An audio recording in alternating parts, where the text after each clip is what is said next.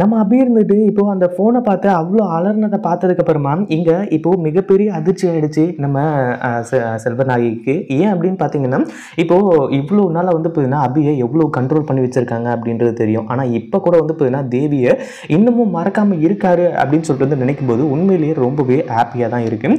அதே மாதிரி இப்போ என்னாச்சு அப்படின்னு பார்த்தீங்கன்னா, நம்ம இவங்க அதாவது சத்யா இருந்துட்டு அடுத்ததாக ஒரு மிகப்பெரிய முடிவை எடுக்க போகிறாங்க. என்ன அப்படின்னு பார்த்தீங்கன்னா, இந்த செல்வநாயகியை உண்டு இல்லைன்னு பண்ணணுன்ட்டு தான். அதாவது அவங்களோட ஆணவம் அது எல்லாத்தையுமே வந்து பார்த்தீங்கன்னா அழிக்கணும் அப்படின்னு சொல்லிட்டு இவ்வளோ நாளாக வந்து பார்த்தீங்கன்னா பிளான் பண்ணிக்கிட்டு இருந்தாங்க. அதே மாதிரி இப்போது செல்வநாயகி கிட்ட நான் என்ன சொல்கிறேனோ அதன்படி நீங்கள் கேட்கணும் அப்படின்ற மாதிரி சொல்லி எல்லாத்தையுமே வந்து பார்த்தீங்கன்னா தெளிவாக வந்து சொல்ல ஆரம்பிச்சுறாங்க. ஒரு பக்கம் செல்வநாயகி அங்கே சத்யா சொல்கிறது எல்லாத்தையுமே வந்து பார்த்தீங்கன்னா கேட்டுக்கிட்டு இருக்காங்க. அடுத்ததாக வந்து பார்த்தீங்கன்னா நம்ம தேவியை கூட்டிகிட்டு வந்து அவங்க முன்னாடி நிறுத்தி நீங்கள் அபிகையும் அதே மாதிரி வந்து பார்த்தீங்கன்னா தேவி 2 பேருக்கும் கல்யாணம் பண்ணி வைக்கணும் அப்படின்ற மாதிரி வந்து சொல்ல போகிறாங்க. அதையும் வந்து பார்த்தீங்கன்னா செல்வநாயகி கேட்டு தான் போகிறாங்க. இதை பற்றி நீங்கள் என்ன நினைக்கிறீங்க? இந்த வீடியோ பிடிச்சிருந்தா லைக் பண்ணுங்கள், ஷேர் பண்ணுங்கள்.